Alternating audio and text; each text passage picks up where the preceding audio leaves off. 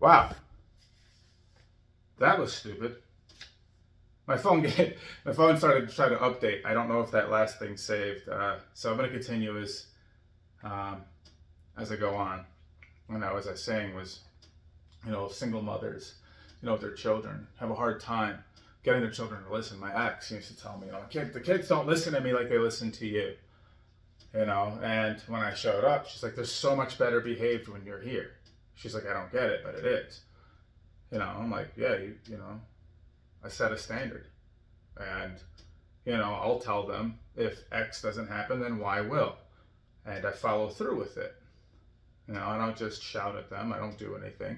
They're pretty calm and collected. I can just raise my voice, deepen my voice. Boy! And they're like, yes, sir, girl. Yes, sir. Get it done now. They're like, okay. I don't even have to raise my hand. I don't have to do anything different. They just understand that I'm dad. And, they respect me. They love me. It's funny. And I'm going to bring up another one of these points and I'll discuss further, I'll elaborate on what I was going to say there. Other things, that fathers do is just, fathers challenge a child's logic. They correct, congratulate, and reinforce strong morals in their children. They're the first presence that instills those things in them, right? I know I said, they correct and congratulate. Now I was talking about how they instill confidence, but to congratulate somebody, it also instills confidence. It's a little bit different, but it's the same vein. When I say congratulations, I reward my children with affirmations. I'll look around, I'll tell my son, clean your room. Right, so if I come back down in 20 minutes, he's a scatterbrained boy, so he'll have not cleaned up. Or my girl, they both did. It's not any unique. I'll go in there and I'll make sure that they've cleaned their room. And there are always, every single time, just about would be, several things that they had missed. I'm like, hey, make your bed. It's like half made. I'm like, oh, they did it. I'm like, no, that's not how you do it. And I show them the process. I'm like, no, I'll make the bed. I'll take the time, make the bed. I'll correct. I'll show them how it's supposed to be made. I'll say, this is a made bed. Then I'll take the sheet off and the blanket off, and I'll do this and put it back down and say, I'll do it like that. But you just did it. I'm like, yeah, I did it. Now you have to do it. Oh, all right. And then when they do it right, they're like, okay, cool, your bed's made. Now what about these things on the floor? They're like, oh, but yeah, you're right. At this point, they don't even question it. They're like, yeah, you're right, Dad. I got to pick that up too. So I teach them that way. And don't get me wrong, I'm not saying I'm the idealized father. I'm just going off of examples that I think of and that I know. So I'm just giving you examples. And I'm not by any means an ideal father or a perfect father. I had to learn the hard way what that is. And I'm trying to gather other examples too. So when they, when they do the right thing and they do a good job, I congratulate them. One thing that my kids do is Jacob will play a game, and say he was playing Fortnite or Roblox or something like that. Now on Roblox, I had no idea. I honestly have no idea. It was like when Minecraft, was big. I don't know if it's still big, probably still is. But, they're like, look what I did. And I'm like, I don't know what that means, but it looks cool. They'll be playing Roblox, and I have no idea what you did, but looks cool. I try to congratulate them. But when Jacob plays like Fortnite or he played Apex Legends, he won a few matches, and I was like, yeah, did a great job. He'll bring his homework home, and have an A. He'll bring home an A and show it to me and be proud, and I'll congratulate him and I'll reward him with affirmations. I don't have to do material things. I'll just take him out to ice cream or something like that. You don't want to do that every single time. At least I don't want to do that every single time. Just because I don't want him to expect rewards for doing a good job or doing the right thing. It's a reward in and of itself. So I give the congratulations, tell him good job, keep it up. Same with my daughter, that she loves to draw. My goodness, she's quite the artist. So, she'll bring me a piece, a letter that she wrote, or she's done that a few times, and drawn pictures, and she's an amazing artist. I mean, both of them really are, but Grace seems to have really taken off in that aspect. She just watches YouTube videos and how to draw things, and she's a little lefty. So she's taken off in that aspect, and I think it's amazing to watch her art grow. And I congratulate her on those things. And when she looks after her little baby sister, and does a good job, I reward her. I congratulate her. I tell her she's doing a wonderful job and that she's a wonderful sister. And those reinforce strong morals. Those things, those affirmations really, really instill a strong moral code within a child. It correlates to positivity. It's rewarded with affirmation, and I keep saying the word affirmation, but it instills in confidence and that this is the right direction to go. And everybody's going to be different. Don't get me wrong. I'm not necessarily ascribing to the right or the wrong way to do every single thing. But your responsibility as a father to bring your children up these ways, at least in my mind. With those strong morals and things, it's one of the things that I do with my son, I have done recently, is I noticed that I had a hard time remembering the Constitution. Just the Bill of Rights, for example, just the Bill of Rights. I can't name all amendments of the Constitution and the Bill of Rights, and I personally think that it should be a prerequisite, one of many prerequisites to even be able to vote. You should know what the Bill of Rights are, and if you can't name them, you probably shouldn't be able to vote. So I probably shouldn't be able to vote, and that's just my opinion. Take it or leave it, however you want to.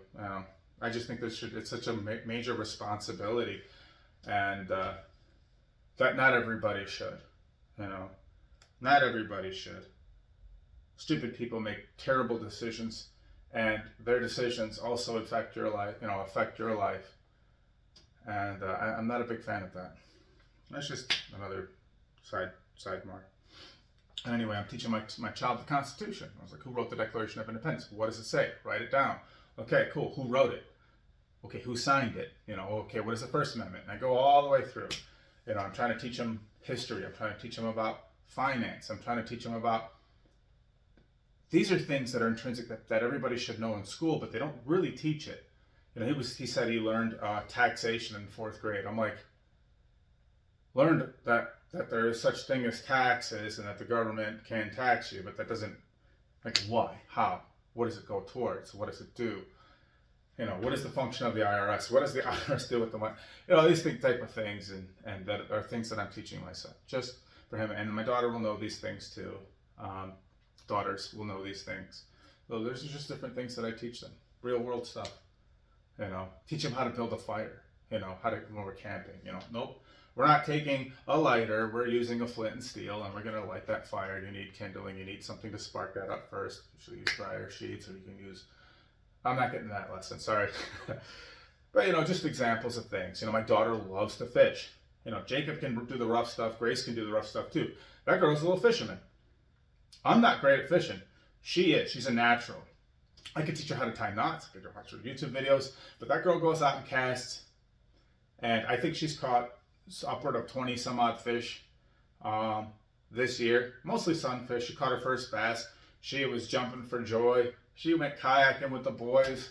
She kayaked a couple miles with us. She didn't complain. She's just out there. She was having a blast. And I love that. I absolutely love that. You're missing out that stuff with your kids, man.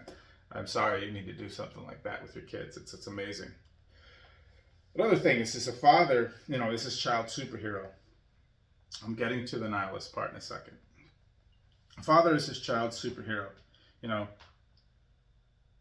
There is no problem too big, no danger too scary. He is the first man his child idolizes. And so what I was talking about in the first passage, the first sentence that I wrote here, I was talking about how my kids see me. And they'll tell you how they see you. The kids are very honest. And for many years now, my kids... So I call my children, boy, girl. You know, I've always done that. I don't know why. It was just a thing. You know, when they were 3, 4, you know, and my former stepson, you know, I used to just be like, hey, boy, boy. And they both look up and be like, who, what? I'd be like, not you, other boy, you know? But it got both of their attention. So I'd be like, you know, while you're at boy number 1, come over here, you know? You know, we're going to do this, this, and that. But I just call them boy, and I'd say girl, you know? I remember my youngest, if you know, he's Down syndrome.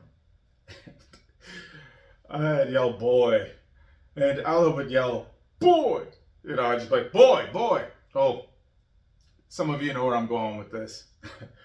And so I got a beard, right? I just trimmed it. It used to be a lot more full, you know, just a meaty thing. And that was intentional.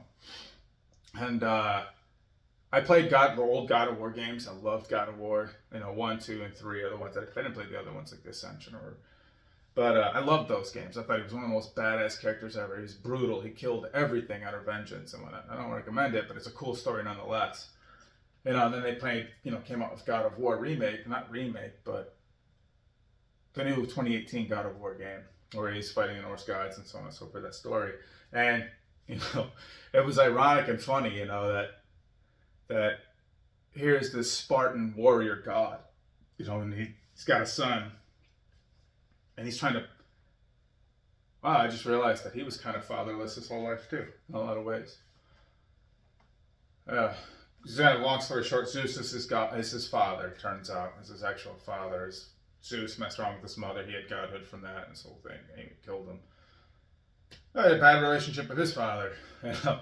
And the result of that is just that he caused the death of millions and, you know, became very, very vengeful and destroyed the entire Greek pantheon, killed millions and anybody who got in his way as a result.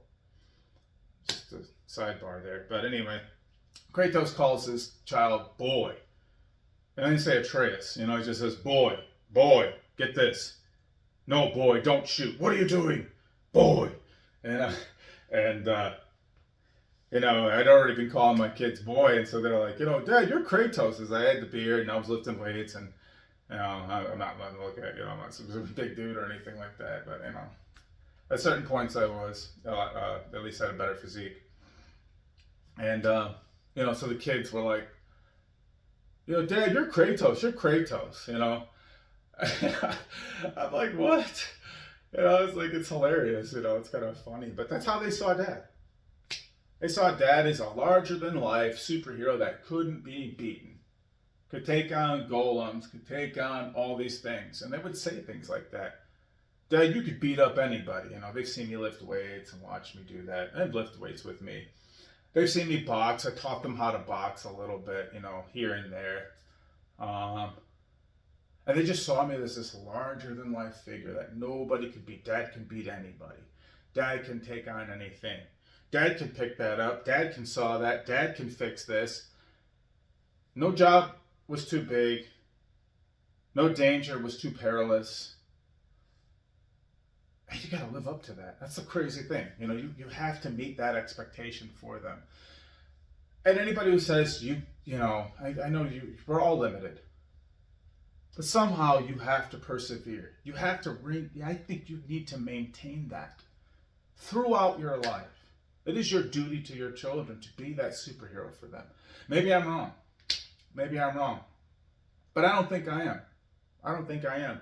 A good father, a great father, to me is, you know, now that I'm 40, I should be able to go to my dad and ask him about something, and he should have the answer, be able to give me some sort of advice on it. You know, and not give me the exact answer, but at least inspire me to find it. I can't do that anymore. I can't. I don't think I've ever been able to. It's sad. Sad for him, sad for me, sad for my sisters. Just is what it is. Because we look around. My sister's husband is a father. And if he ever sees this, you know, senior, I commend you. And I respect you. I wish my dad was more like you. The way he mentors his children, He talks to his sons, he communicates, he's present with them. He gives them sound advice. Even if he doesn't have to give them advice, he's there for them to listen to him. They'll shoot the shit. They'll talk shop. They'll talk about a multitude of things.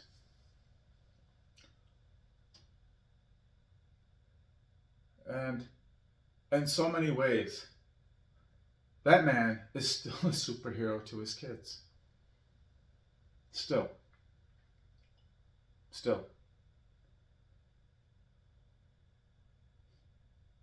Every man should aspire to be similar to that. Every father should be similar to that as a father. He should be able to, he or she, father, sons and daughters should be able to go to their fathers and say, Dad, and just word vomit. Be it positive or negative, they're there. They're there for them.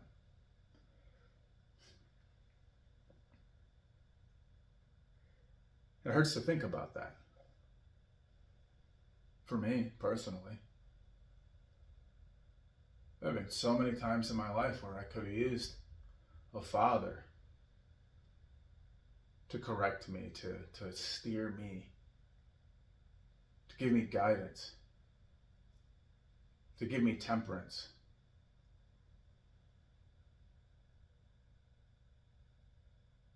And my sisters too. We are outliers, my siblings and I. We didn't end up in prison. We all graduated high school somehow. We all,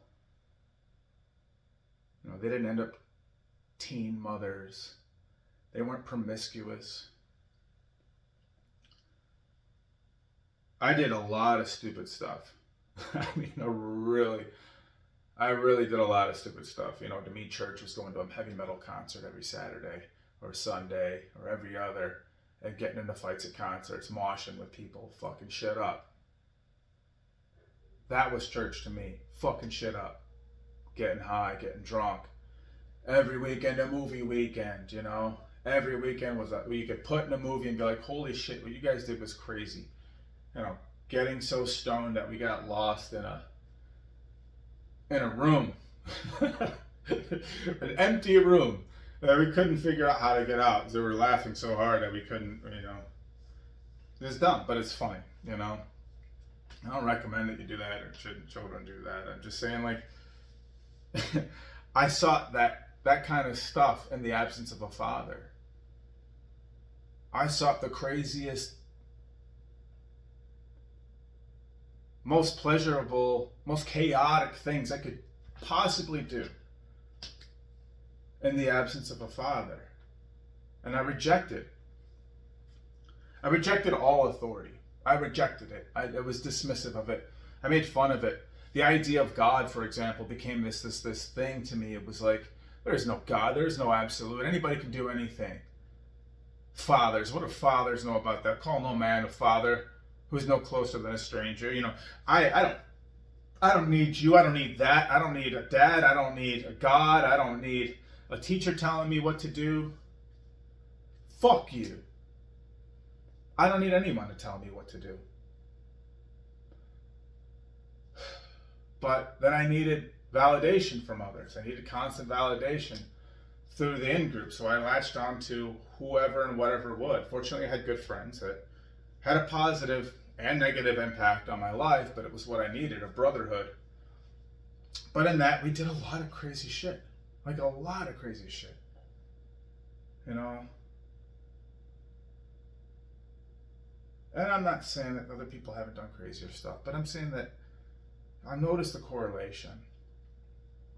Not just with myself, but other people. There are people that I know that didn't have fathers that lived similar lives, had similar childhoods.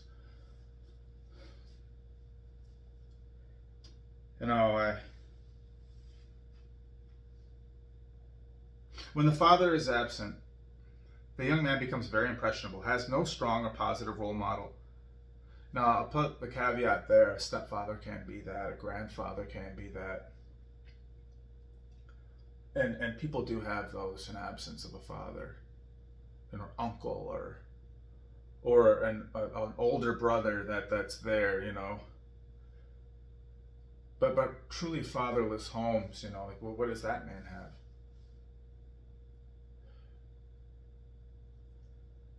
To look up to. It's hard. It's hard. I don't know if my sisters looked up to me. Maybe they did in some ways, maybe they didn't in others, because I really wasn't a good role model, but I had to be something. And I think they started to look up a little bit more to me when I was in the military to a certain degree, but in the absence of a father, I became the male role model, whatever that means. But I didn't have one. I did have some friends that were very similar to that in the absence of that. Joe, my friend Joe, really was that for me. And we were all chaotic, so there's some other differences there. So when these young men become impressionable, have no strong or positive role model, they start to kind of come up with different concepts themselves. They come up with different ideas of what a role model is. And it's usually, in the pursuit of pleasure or chaos or lashing out. And I'll say, they are often misguided by their ill-tempered emotions and seek pleasure for fulfillment. They lash out for attention and reject authority, disrespecting others, and generally rebel against authority figures. I say that because I did that. And I see that in culture, in hip hop and in television shows and popular culture and different things that we look at and we give our attentions to. We give our money to, or spending habits for. All these things kind of correlate.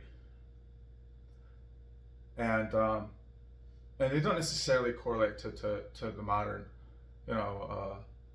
fatherless young man, but we look at the incarceration rate, 20%, 23%, or 25%, whatever the actual number is, of young men in this country are in fatherless homes, and that leads to 70% of the incarcerated, incarceration rates. I mean, it's astounding. How could you not see that? There's like some huge gap missed there. Single mother households, young men, prison. And I'll stretch the imagination. I could be in prison. I could have been in prison for a lot of dumb things. I'm blessed. I'm lucky. I found God. He pulled me through. My mom prayed for me, and she didn't know how to reach me. And for those single mothers that don't have a father, either because he's a piece of garbage or he died or he's absent, he's just not there, whatever the case, get them into a mentorship program, get them into a good church, get them somewhere where they have brotherhood and camaraderie and someone to look up to and someone to fill that role in their lives. Battle that chaos, temper that iron, temper that steel. You have to add to that. You can't just have a chunk of iron, heat it up, beat it, then you just have a shaped piece of iron that will rust. You have to add to it. You have to maintain it. You have to strengthen it, temper it, fold it. Men are forged.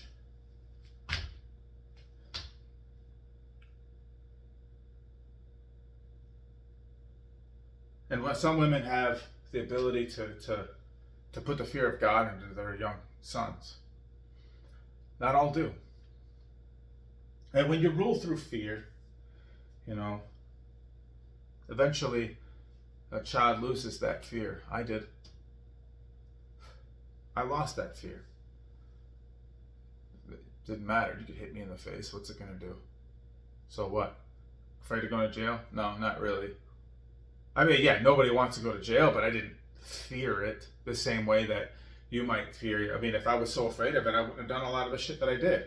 Of course, I'd have been terrified getting there to probably change my outlook and worldview to a certain degree, but I wasn't afraid of getting caught. I thought I could get away with everything. I was a God unto myself. And I see that with a lot of others.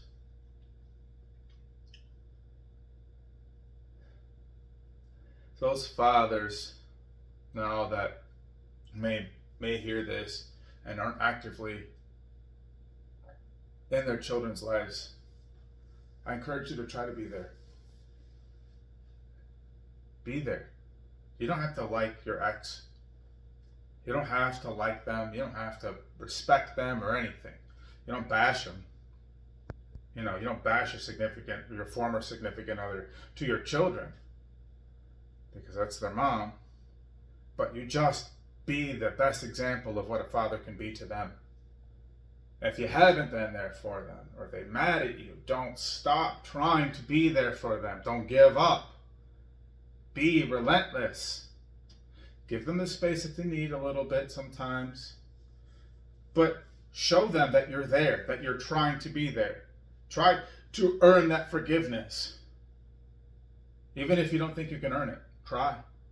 Be better. Be better now than you were yesterday. Be better than your mistakes.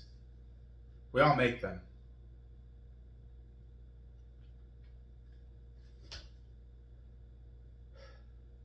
Hard world. Hard world out there. Don't be your mistakes. Learn from them. Don't be defined by them. It's a scar. It's a process. And you can do better. And you can be better. If you don't know how to be better, read a fucking book. Get some help. Get some therapy. Get some guidance yourself. Look outside of yourself to figure out what that might look like. And then execute it. Otherwise, we're going to get more of what we see out there. More violence, more incarceration, more drugs, more chaos, more hurt, more pain, more fear, more anguish. We need a shared cultural system, a shared cultural values. And a father will instill those things. God bless you all. I hope you all have a great day. I got some more things to think about and put out there. And I might put another video out later. I don't know. This is partly an emotional thing for me to think about a lot of, my past and traumas and my failures as a father and my failures as a son and my own father's failures. And it's hard to dig into this shit. I'll be honest, it is. But it's worth it. It's worth it. Because I have to be real. I have to be humble. I have to be honest and look at myself and say, how can I be a better father today than I was yesterday? It's not an easy task. But even if I don't deserve it, they do. You take care.